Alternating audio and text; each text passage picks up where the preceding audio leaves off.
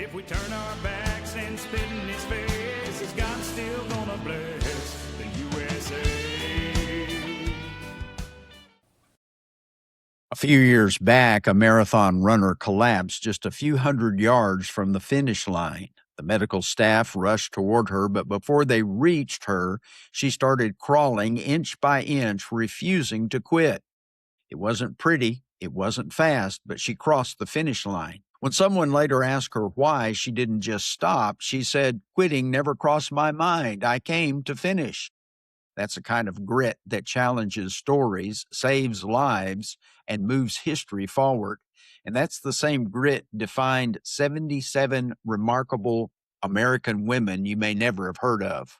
Greetings, Patriots. I'm Perry Greene. Welcome to God in America, where faith and freedom stand firm through perseverance and grit. Today, as we approach Mother's Day, we're talking about the 77 Angels of Bataan, the Army and Navy nurses who served in the Philippines during World War II. These women weren't trained for combat zones, but when the war came to them, they didn't run, they worked. When Japan attacked Pearl Harbor in December 1941, these nurses suddenly found themselves in the middle of a war zone. Manila fell fast. They retreated to the jungles of Bataan, where they set up hospitals under trees using mosquito nets as walls. Bombs were falling, artillery was exploding, and the heat was suffocating, but the wounded kept coming. They worked 24-hour days. They boiled bandages because supplies were gone. They rationed morphine until there was none left. They held dying men's hands when nothing else could be done. One nurse said, "We stopped thinking about comfort. There was always another soldier who needed us more than we needed sleep." When Bataan fell, they were moved to Corregidor and treated the wounded in the dark Malinta tunnel as bombs shook the island.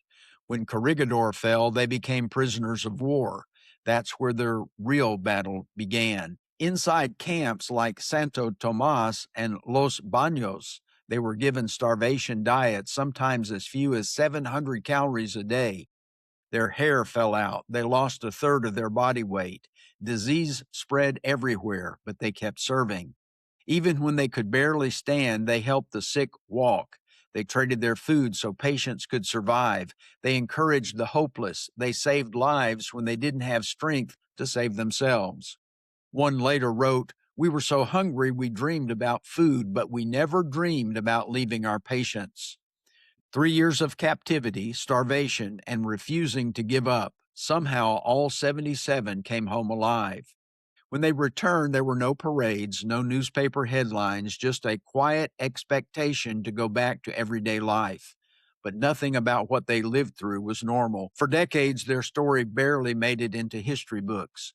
But heroes don't disappear just because someone forgets to write their names down. The Angels of Bataan showed the same spirit as the women in the Bible, like Deborah, Esther, Ruth, Mary, and Lydia. They demonstrated that courage is not the absence of fear, but the triumph of duty, a principle our founders also understood. These women lived out the kind of perseverance the Bible talks about. Paul tells us not to grow weary in doing good. These nurses lived that day after day, year after year, and they lived the kind of duty our founders admired. John Quincy Adams said, "Duty is ours, results are God's." Patrick Henry said, "Our nation's strength comes from virtue and faith." And James Madison said, "Belief in God is essential for a moral society." These women didn't preach those principles, they lived them. They reminded us that courage isn't always dramatic. Sometimes it's quiet, determined, and done in the shadows. Sometimes it's just refusing to quit when quitting would be easier. Patriots, the Angels of Bataan showed what perseverance looks like. They showed what duty looks like. They showed what faith under fire looks like. May their example strengthen us as we face our own challenges. May we honor the Angels of Bataan not only with our memory, but by imitating their character, duty and hardship, perseverance under pressure, and courage without recognition. Well, thanks for joining me today. Until next time, let's keep the light of persevering faith and freedom burning.